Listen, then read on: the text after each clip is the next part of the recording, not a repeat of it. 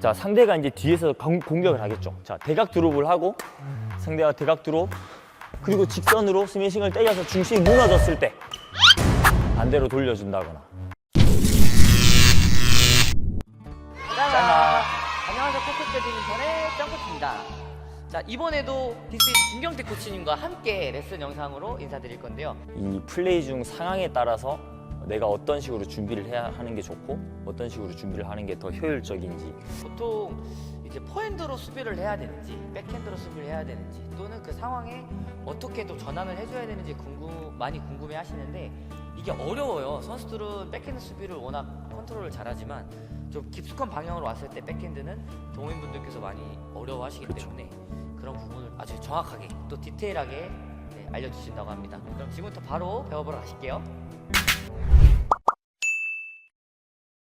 백 쪽에서 수비할 때는 직선 대각을 주기가 다 백그립이니까 방향 전환하기가 쉬운데 이 오른쪽에서는 백으로 해서 반대쪽 주기가 힘드니까 보통 이제 연습할 때 백핸드 치고 준비했을 때 포핸드로 방향을 틀어주는데, 자, 내가 언더를 하고 자 수비를 한 다음에 무조건 포핸드를 잡으면 반대로 오는 이 백 쪽으로 다시 오는 공에 대비를 할 수가 없어요. 그래서 어떤 상황이냐면 내가 계속 공을 올려줘야 되는 상황이다 하면 일단은 백그립을 계속 자꾸 준비를 해줘야 돼. 백그립. 상대가 편한 자세로 스매싱을 때리니까 좌우 어디든지 공격을 할 수가 있어. 자, 그러면 언제 포핸드를 잡아야 되냐? 내가 드라이브로 걸었을 때.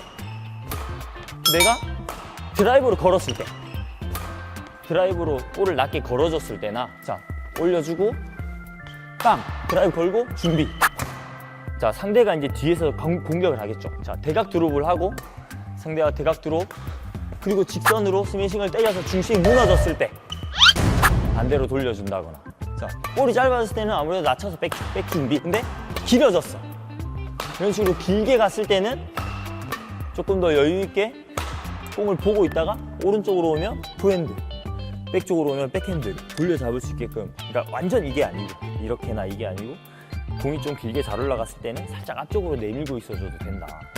기니까 살짝 뻗어주고 상황에 맞춰서. 이걸 꼭 때린다는 생각을 하면 어깨에 힘이 들어가서 스윙이 자연스럽게 안 나오니까 그냥 방향만 틀어준다는 느낌으로. 볼의 길이에 따라서 잡는 방법을 좀 다르게 할 수 있다는 거예요. 볼 길이에 따라서 내가 한 언더가 좀 길게 가서 상대가 스매싱을 때리는 자세가 약간 따라간다, 이렇게 따라서 때리러 나간다라고 생각이 들 때는 내 라켓을 살짝 앞으로 뻗어주고 방향에 맞춰서 스윙을 해주면 되고, 근데 내 언더가 자 수비가 하고 짧아지면 계속 수비 준비를 해줘야 돼, 백그립을. 근데 이러다가 길어졌을 때 살짝만 방향. 근데 내 언더가 자 수비가 하고 짧아지면 계속 수비 준비를 해줘야 돼, 백그립을. 근데 이러다가 길어졌을 때 살짝만 방향. 상대방 자세가 누워서 가는지 아니면 확실히 서서 때리러 오는지에 따라서도 위치가 다르고, 지금은 상대가 한 명이지만 예를 들어 두 명이 있을 때 내가 수비를 했는데 앞사람이 잡았어요. 이렇게 앞사람이 잡고 있는 상태에서 자 지금 이 상황이야. 자, 앞사람이 푸시를 막 주고받는데 지금 상대방 중심이 그렇게 사이드로 빠지지가 않았죠. 그럼 이 자세에서는 계속 수비를 해줘야 돼, 상대방이. 근데 이 상태에서 내 볼이 빠져줬을 때 상대 자세와 마찬가지 푸시를 편하게 때리고 있는 게 아니고 이 공을 따라간다고 했을 때는 손목을 안쪽으로 이렇게 쓴다는 게 쉽지가 않아요. 그래서 편하게 있을 때는 아니고 사이드로 빠질 때 방향을 틀어줘요. 사이드로 빠질 때 같이 준비. 앞사람이 공을 편하게 잡는지 이런 식으로 편하게 잡으면은 먼저 돌리면 안 돼요. 편하게 잡으면 계속 수비를 해줘야 되고, 수비로 앞사람 중심을 흐트렸을 때 가줘야 돼. 수비로 앞사람 중심을 흐트렸을 때 가줘야 돼. 두 번째 생각하고 사이드로 뺀 다음에 포인트를 또 준비하는 상황도 만들 수 있겠네요. 이 수비로 무조건 앞사람이 못 잡게 무조건 쳐올린다거나 드라이브를 거는 게 아니고, 상대방이 때리면 앞사람한테 잡히더라도 가볍게 드라이브를 걸어주는데 이 드라이브 걸어주는 코스가 가운데가 아니고 조금이라도 사이드로 가게끔. 가운데로 가면 이 사람이 별로 움직이지 않은 상태에서 내가 원하는 코스로 때리고 준비를 할 수가 있으니까. 자, 잡혔을 때 사이드 조금만 이동을 시켜주면 돼. 상대방 자세에 맞춰서 편한 자세가 아니고 따라갈 때 뒷사람도 마찬가지. 스매싱을 편하게 때리는 자세가 아니고 약간 누워서 따라간다거나, 그리고 스매싱을 때렸어도 내가 드라이브를 걸었을 때 앞사람이 못 잡고 뒷사람이 처리를 하는 경우에, 자 근데 그것도, 자 내가 드라이브를 거는데, 자 스매싱을 때렸어. 자 이거 드라이브를 걸었는데 떴어. 자 이런 거는 포핸드로 잡아주면 안 돼요. 상대방이 스매싱 라운드로 때리고 들어오죠. 내 볼은 조금 떴고, 내 볼이 네트에서 조금 그래도 떠서 가니까 이런 경우에는 계속 낮춰서 준비해 주는 게 좋고, 이번에는 스매싱을 자 뻥, 두 번째 드라이브가 낮게 갔어. 낮게 갔을 때는 좀 과감하게 들고 있다가 포핸드랑 백 쪽으로 와도 드라이브 자세에서는 내가 라운드로 쳐주면 돼.